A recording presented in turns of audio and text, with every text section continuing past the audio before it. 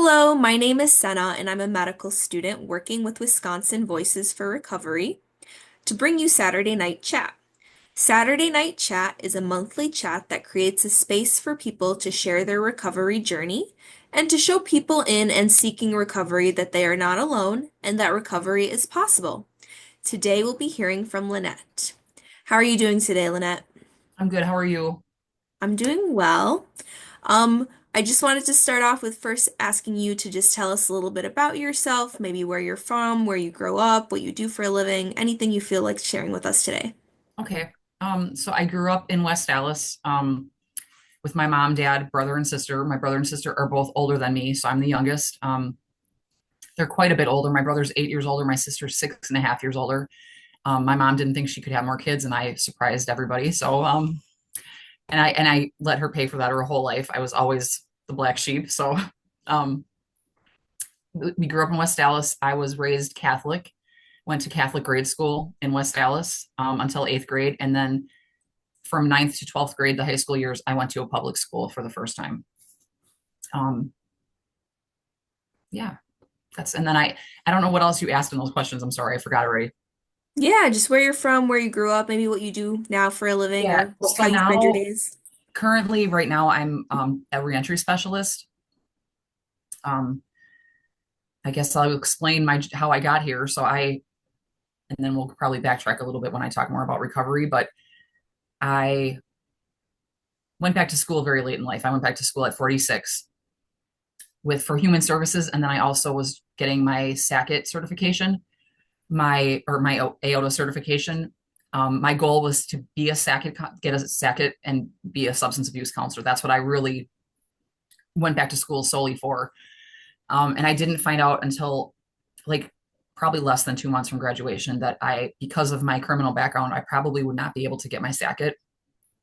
The place that I was doing my internship at, a coworker there told me to try to look into peer support, and I really did not know what peer support was. Ironically, the training for the next one was coming up really soon, so I applied and I was chosen, and then I got certified. So I began peer support specialist, which has now transitioned into reentry specialist. I work at the Community Reintegration Center in Franklin. I work for the Benedict Center, but I'm stationed out there. We have a very small team out right at the jail, so I work inside the jail predominantly. We do groups for women, AOTA groups, trauma groups, one-on-one therapy, um, and lots of case management. That's the biggest part of our job is case management, from anything from an attorney phone call to helping them write letters to their judges, just talking, supporting. It's really, to me, it's really still peer support. I'm just able to do more to help the women. Um, and it's such a rewarding and fulfilling job for me. It's very stressful. I hear a lot of people's trauma, obviously, throughout the day, and I'm still working on figuring out a way to kind of decompress that or not internalize that as much. I'm a super sensitive person, so it's very hard for me to. Um,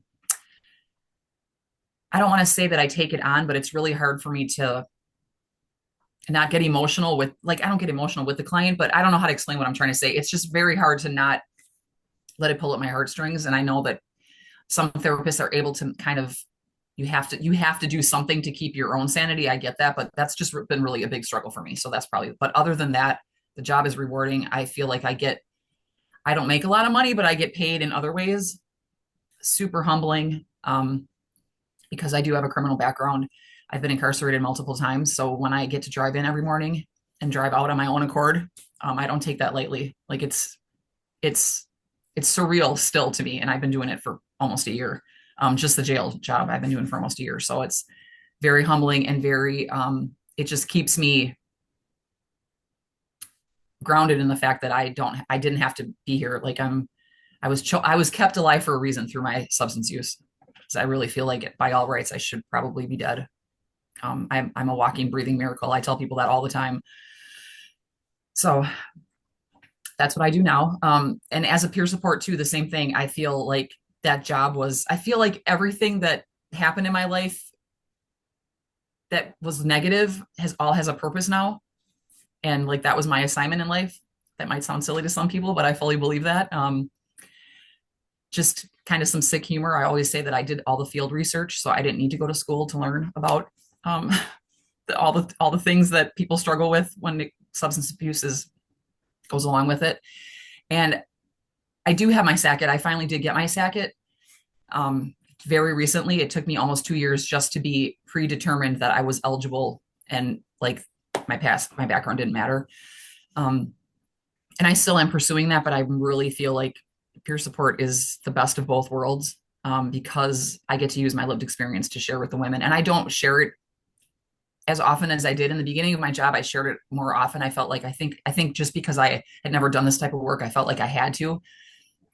So it doesn't come up that often, but just the empathy that I'm able to convey, I feel like, to the women, and I don't say this to be arrogant, but I just feel like it breaks barriers down. Like there's just a beautiful thing that happens, and I'm so able to connect with them because I know I literally slept in the same bunks that they're sleeping in.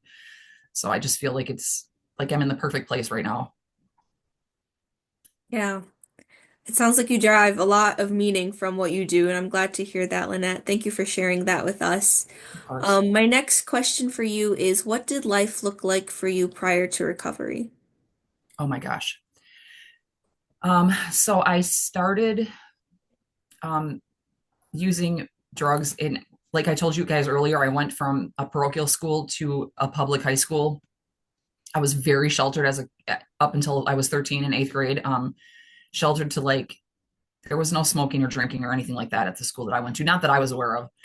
And it was pretty small, so I think that would have, I would have known about that. That when I got to the public school, it was shocking to me, like the things that I had never been exposed to, from smoking cigarettes to drugs to cussing to kids already having sex, um, just like from 0 to 100 overnight. And I definitely started like trying to fit in. Um, I've always struggled with like I feel like low self esteem, and marijuana became it was introduced to me at like 16. So I did go through my first couple of years of high school, but in 11th grade, I was exposed to marijuana by a friend of mine at the time. Um, I had already been drinking alcohol. Looking back, I never thought that I had a problem with alcohol, but everything that I ever picked up, any kind of substance, always got taken way out of control. I was never able to use socially. It was always drink to get completely annihilated. Um, Marijuana was always smoked in massive consumption. It was never just a smoke a joint here and then be done for the day. It was an all day, everyday thing. I was able to like what I thought was maintaining it for a long time. I was able to hold a job down, keep my grades up. In 12th grade, I started to skip school. Um, didn't graduate when I was supposed to with the class that I had gone all 4 years with. So I graduated a semester late. I was sent to what they call an alternative school for like troubled kids, which was also an amazing place. And so I graduated a semester late. And then I was 18. So I met my son's father. We actually went to grade school together and had like puppy love on the playground. Um, but we met back up actually through drugs. I bought weed from him through a mutual friend, and we quickly started dating. So from like 18 to it was just life was like a big party. I basically worked. I still lived at home. I worked to get wasted really every day.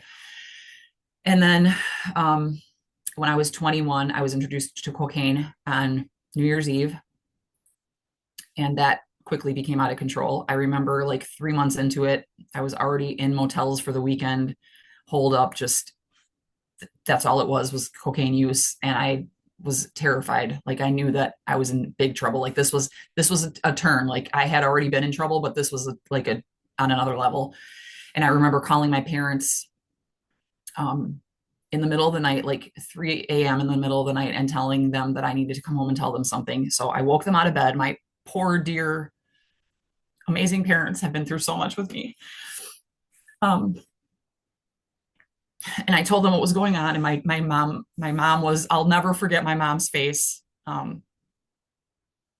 To to tell her what type of drug I was doing. And I can still literally see her face and how devastated she was. And I hadn't slept in days. So my dad was like, just get some rest. And in the morning, we're going to take you to get some help. So that's what they did. At the time I went to, I don't know if I'm even going to remember the name correctly. It was like out on where behavioral health is. They had not Rogers. It was a place to go. I thought that I was going to go inpatient. I wanted inpatient because not only was I addicted to drugs, but I was in a really codependent relationship, and I just knew that I needed to be away from both of those in order to get myself healthy. Um, the people that did my intake told me that I hadn't been using long enough to need inpatient and recommended a 12-step meeting. So that night, I remember at the Dewey Center, that's what it was. It was the Dewey Center. I went to a meeting for the first time in my life. I had been to 12-step meetings on behalf of my aunt who struggled with alcoholism growing up, but I was very young. The whole family would go to it was like a community family meeting once a week to support her. Just as a side note, my aunt has passed on for many years now, but she was the only one in the family that struggled with addiction. So when I was in my mess, she always took my phone calls and like believed in me and gave me hope and was like, you can do this. Like she was the only one that got the insanity piece about it. So she had a big bearing on me getting clean. So we went to this 12-step meeting. My mom and dad one was on each side of me. It was a CA meeting. So it was Cocaine Anonymous. And I remember listening to some of the other people talk, and I grabbed my mom's arm and I was like, because I heard people sharing about like, you can't use anything anymore. And I was like, wait a minute, I'm only here for cocaine. Like I can still drink, right? So I just couldn't believe that I had to like put everything down. That was the thought. That's where my thoughts were at that moment. So I attended a few meetings. I met a few people, got a few numbers, took it seriously. I couldn't tell you how long because my life has been so chaotic since that point. But it wasn't very long before I was back in the relationship, and shortly thereafter got introduced to crack cocaine. And when I told you I turned for the worse before, this was like the beginning of the end for me. That's when criminal stuff started happening. It's been many, many years, and it's still really embarrassing and hard for me to talk to, but I want to give other people hope. And I'm glad that I still feel it, because if I didn't, I maybe would be worried. It's probably good to remember that pain, so I never go back. But literally stole from anybody and everybody. I ripped the purse out of my mom's hands at one point, took the money, took the purse back. I did get in trouble for that legally, and that was the first time I went to jail. I got put on probation. I always had absolute sobriety, so I could never stay sober. So I just kept going back in and out, catching new cases, getting probation violations. I've been to so many facilities. I can't even tell you how many times I've been booked in, but I've been to prison a couple times. So like I said, those years were so chaotic that it's hard for me I couldn't give you exact dates. But in 2007, I'm sorry, 2006, I was on probation. I got an alternative to prison, but it's in prison. So it was TAP program. It stands for Treatment Alternative to Prison, but it was inside of a prison. So the women that were in that program were on a separate like wing of the institution. We wore a different color clothing. All day we were in treatment. The style of treatment was very different from anything that I had ever been in. And also that's another thing too. I was also in and out of many, many treatment programs. Many, many people in Milwaukee helped me get to this point. I didn't know that they made an impact on me at the time because I couldn't stay sober. But looking back, many, many people, many, many resources and facilities helped me get to where I'm at today. And I remember those people in hindsight and what they did for me. Seeds were always, were planted until I could get stable. But I wish that I could go back and meet those people and tell them thank you, because I was such a brat that, a lot of times I was in treatment just because I didn't want to get revoked and go back to jail. I wasn't trying to stay clean, always cutting corners. I think deep down I wanted to, but I also just struggled with the disease and I just couldn't stay sober. So, and when I went to that program, it was very, very different style. Like you couldn't lay on your bed during the day for lunch. 8 hours of programming, homework at night, very in your face. I don't want to say boot camp because I heard boot camp is horrible, and I never did get boot camp, so I don't know what that's like, but very much you have to take accountability. Like for example, one exercise that we had to do was like make a chart of your crime and then the ripple effect of everybody it affected, because so often I think as addicts, or I know for me, I thought I was only hurting myself. So it was like you did this and it affected the victim and then the community, and like trickles down. It's not only about you and the person that you violated. It's so much bigger than that. So, and you don't have a release date when you go into the program. The release is up to the people that run the program. So the facilitators get to tell you when you get to go home, when they feel that you're ready. So I think I did 9 months, between 8 and 9 months there. And then when they felt that I was ready to leave, I was really, to be honest, very scared. I felt like I had grown so much, and I just didn't want to lose all the growth that I made. So I asked them to find me a place to further my treatment, and they found me a bed at 𝗵𝗂𝗧𝘂𝗧𝗂𝗍. For 30 days, I was like in their programming, and then I was able to go out and work. So I was still getting support, but kind of starting to transition on into my own.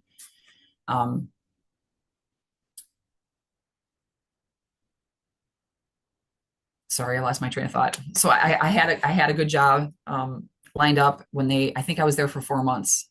When I was released from there, I got my own apartment for the first time. And like, I always either lived with my parents or my son's father.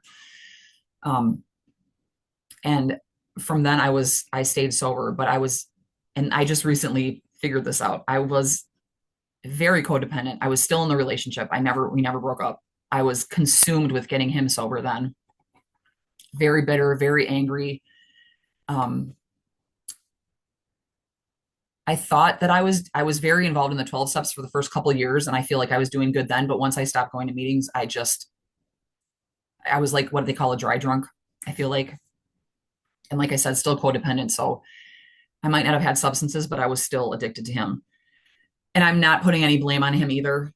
He had his own things that he struggled with, and we were just two very sick people that couldn't live without each other, or that's what we thought anyways. So in 2019, oh wait, you asked me before recovery. I'm going too far ahead in the story. So that's what my life was like. Waking up with no money and making a way out of no way every single day. I also got addicted to opiates along the way. So then there was a physical element to that. When you don't have it, you get physically sick. I didn't get in trouble with the law with that part of it, but just pretty much like I would go into a meeting and they would ask you, or to treatment, they would ask you, what's your drug of choice? And I was like, by the time I was years into my disease, I didn't even have a drug of choice anymore. It was really anything that would take me out of a normal state of mind. I just could not handle life on life's terms at all. So many jobs, so many lost jobs. Just the insanity of the things that you do to get, one more to get through the day. Thank you for sharing that with us. Yeah. My next question for you then is, what has life been like since recovery? Okay, this is a much brighter story, I promise. So I ended up losing. We were together for 28 years. I call him my husband. We were never legally married, but I was devoted to him like that. So however you want to look at it, my son's father, my husband, my significant other of 28 years, passed away to an overdose in January of 2019. I had been working with him. He did a lot of, he was a painter and drywaller. So he found a lot of jobs. He was subcontracted out all the time. So I would work with him. I had a horrible, horrible employment record. So it was very, like, other than waitressing, I couldn't get like any job that held any kind of money.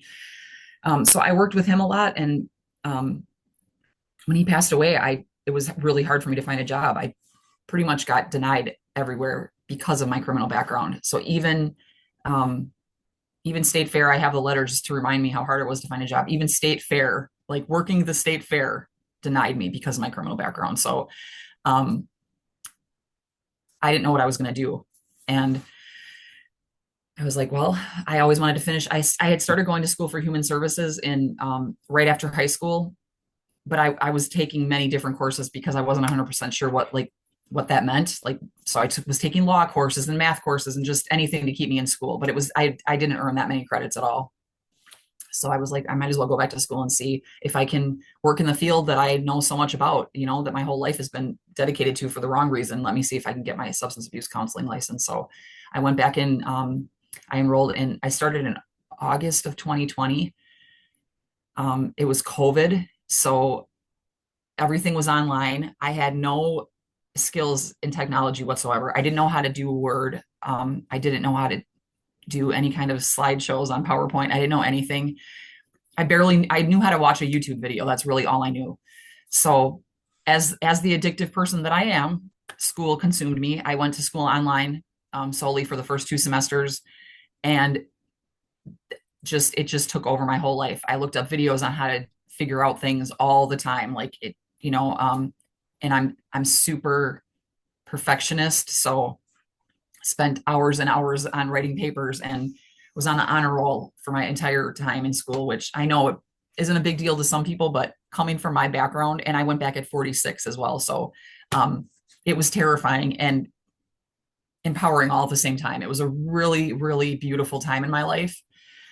I was healing from the grief. So it was a great outlet. COVID was going on. So it was a great outlet. I had a total knee replacement in March of 2020. So it was a great way to distract from, I was on the mend obviously by then, but there was just a lot going on. So school was a really positive way for me to maybe not slip into old habits. I don't know if that's why that came about that way. I look at a lot of things as spiritual. I'm very spiritual and into my faith.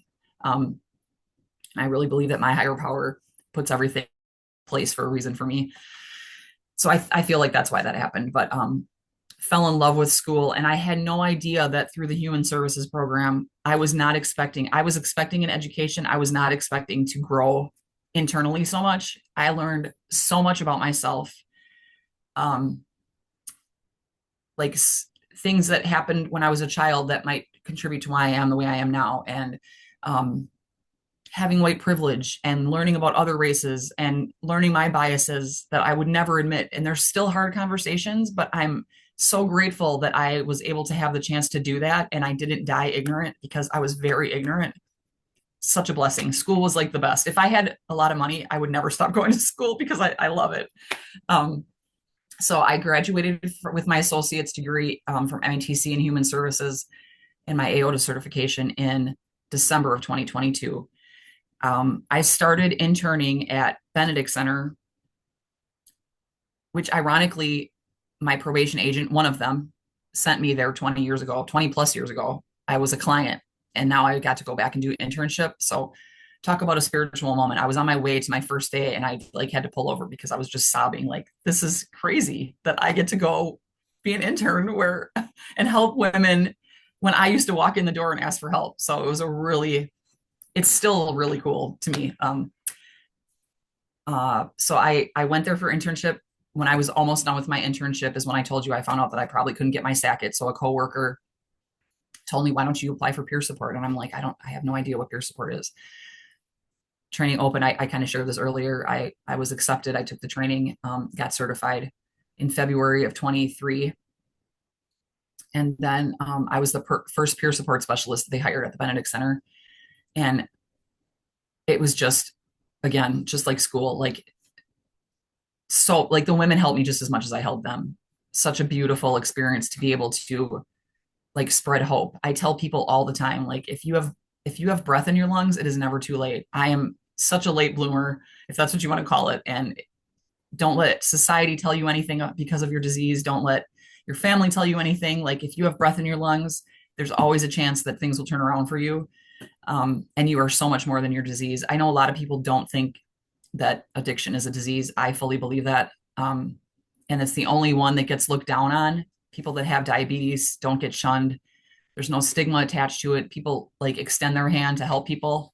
And it's such the opposite way for people that struggle with addiction. So, and I see a piece of me in every woman that walks through the doors, whether it's the using part or the codependency part, or they can't get a job because of their criminal background.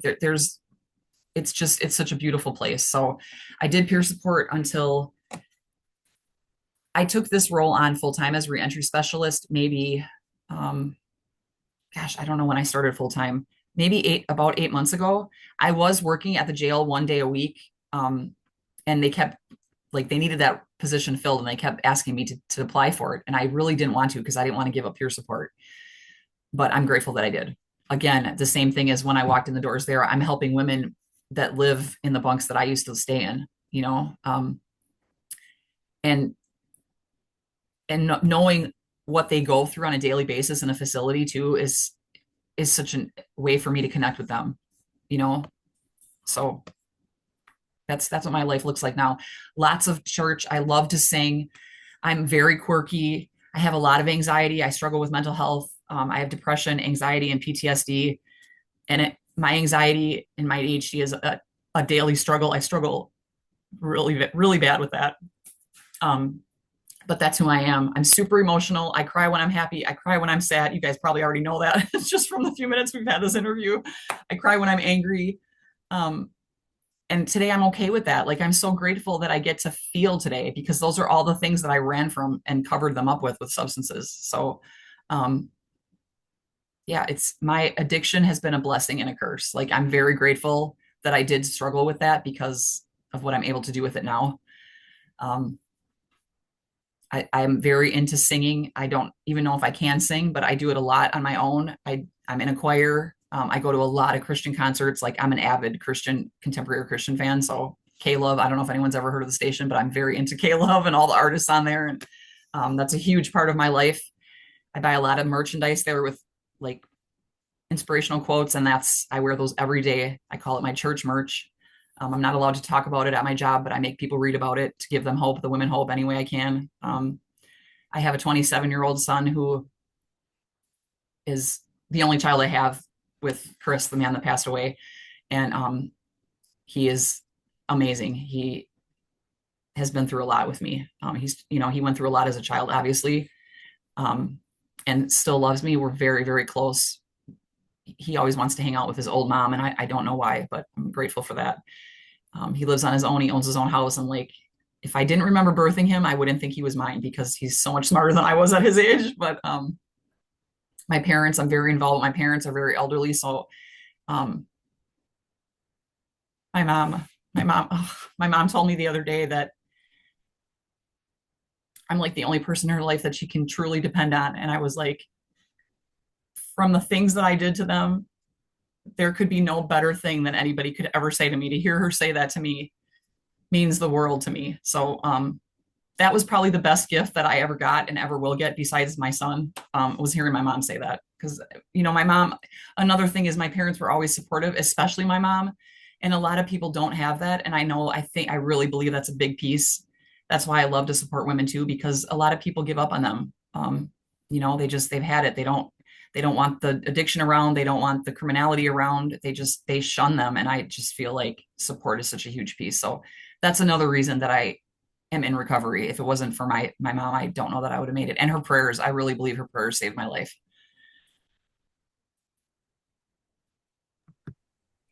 Thank you for sharing all that with us. It's been inspiring and amazing to hear all the moments in your life that have kind of come full circle and to see how far you've come. What advice would you have for others in recovery? Um, to not give up, to not let other people dictate to you that you are never going to be at nothing. All the negative talk and all the stigma that's behind it.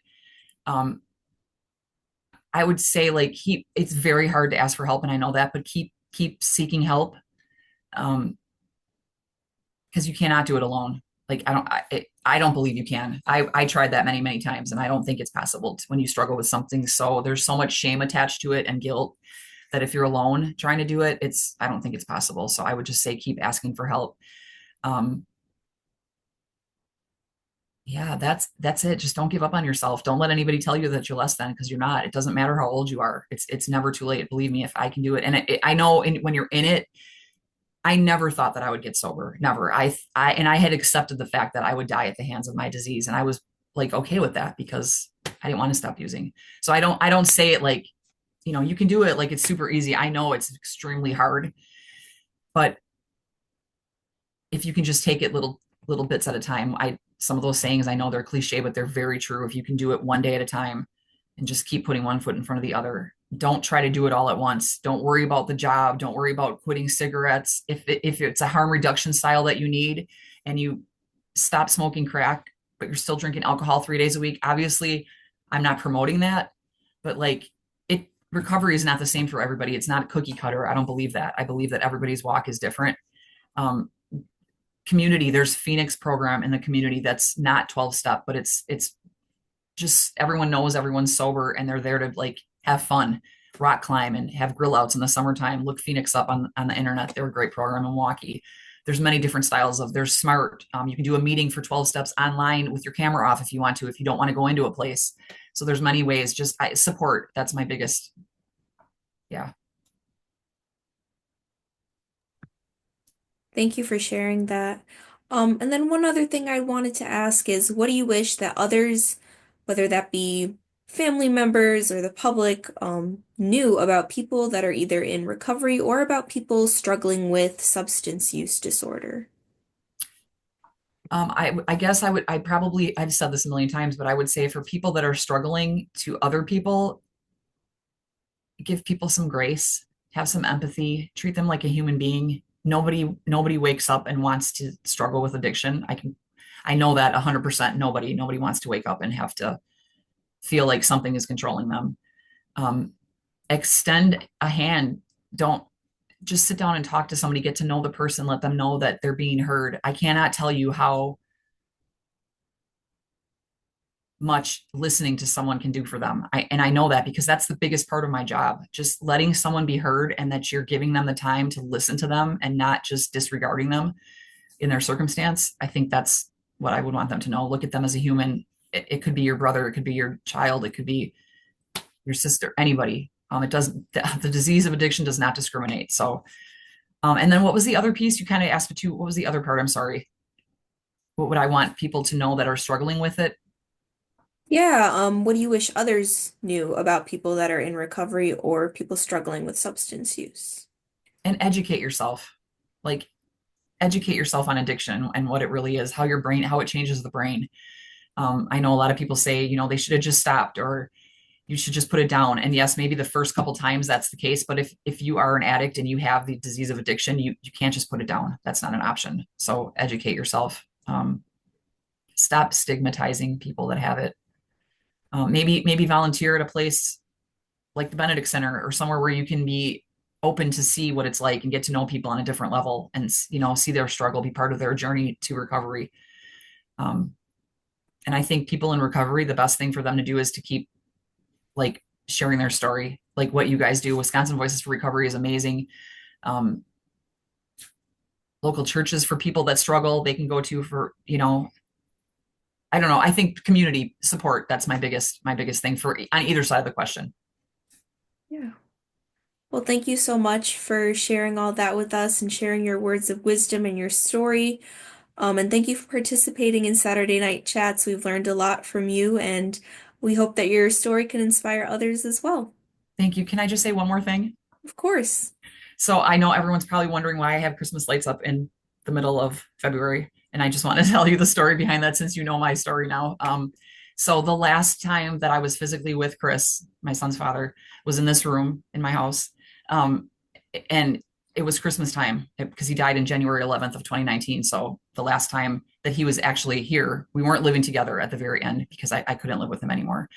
Um, but we had the most amazing conversation that day. It was almost like, and maybe I just think this way because it's easier to accept, but I really believe that my higher power knew that he was going to be coming home, soon and gave us that as a gift. I feel like Chris, maybe, I mean, obviously he didn't know, but he had an inkling, or I don't know. It was just a spiritual thing. We talked about like when we were kids and growing up, because there was a lot of good moments too. We loved each other. It wasn't all bad.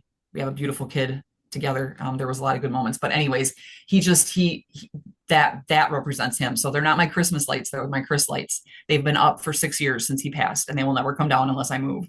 So, they're on every evening, and I feel like a weirdo. Well, I am a weirdo, but I just want people to know that I'm not delusional and I'm not like celebrating Christmas in the middle of February. So Thank you for sharing that. Thank you yeah, for explaining that they're not Christmas lights, they're Chris lights. I love yeah, that. yeah. Alrighty. Well, thank Thank you you so so much. much. Yes, thank you.